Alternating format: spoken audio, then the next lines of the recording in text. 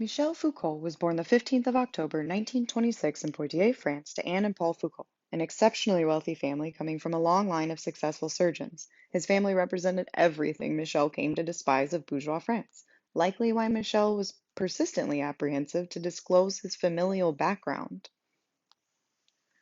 Michel acquired a privileged education from elite institutions such as École Normale Supérieure in Paris, where he was deeply influenced by Marx and Kant. After graduation from university, he embarked on teaching higher education at a variety of institutes, including the famous Collège de France and even American universities.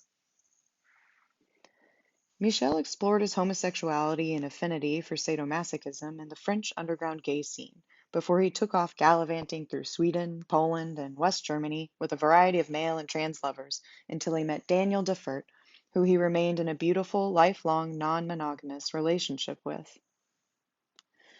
The dominant theme of Foucault's work is the relationship between power and knowledge.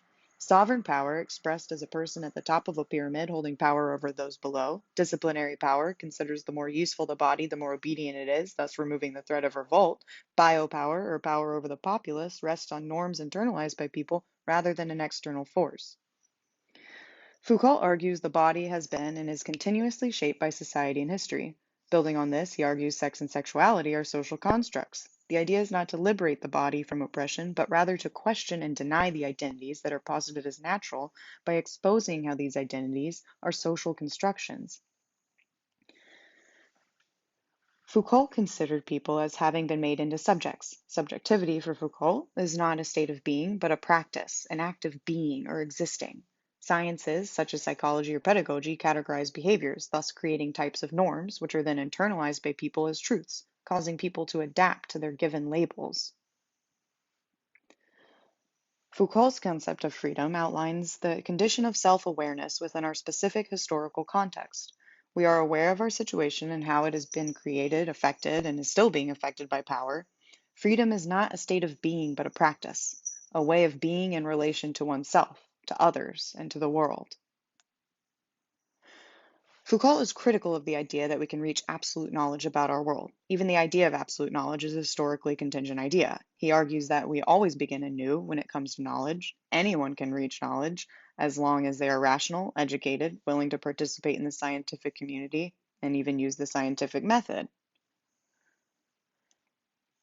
In Madness and Civilization, published 1961, he traces the cultural evolution of the concept of insanity. In the Renaissance, art portrayed insane people as possessing wisdom the sane didn't have.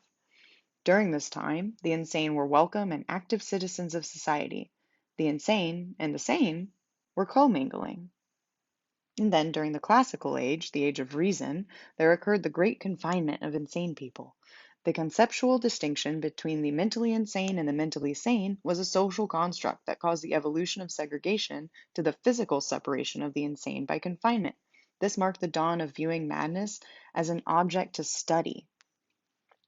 In the 18th century, the modern era was marked by the creation of medical institutions for confining mentally insane people under the supervision of medical doctors. The new goal was curing the insane away and confining socially undesirable people to protect society. Modern man no longer communicated with the madman. In The Order of Things, published in 1966, he postulates that a historical period is characterized by epistemes. These ideas change and develop over the course of time, manifested as paradigm shifts of intellectualism. He first characterizes the Renaissance as marked by resemblance and similitude. Then, he characterizes the classical era as a period of time marked by representation, ordering, identity, and difference, the age of recognizing these aberrations and categorizing them accordingly. It is when the concept of man was not yet defined, but in the modern era, suddenly man sees his own gaze and becomes a subject unto himself. Foucault conducted a forensic analysis of Diego Velázquez's painting Las Meninas as a means to depict the evolution of these epistemes over time captured in this painting.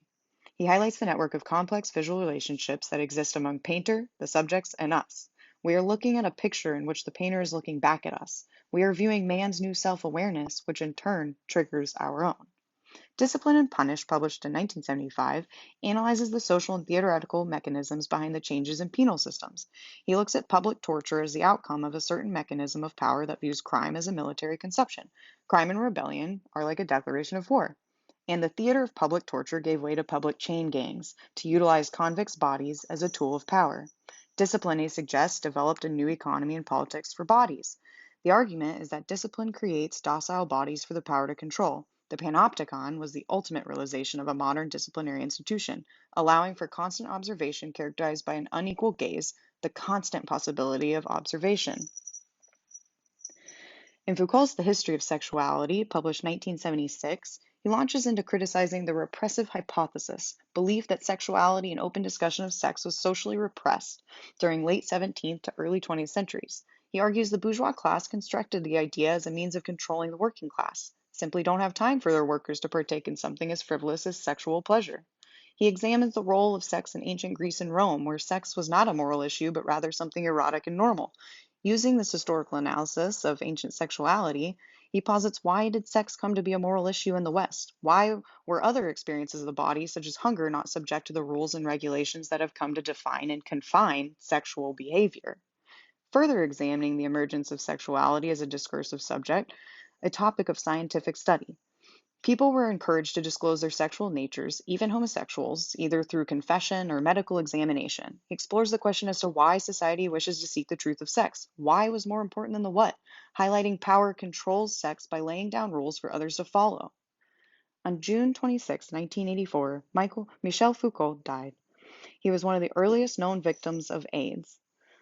Hundreds attended his funeral, including activists and academic friends, one of which gave a speech using excerpts from the history of sexuality.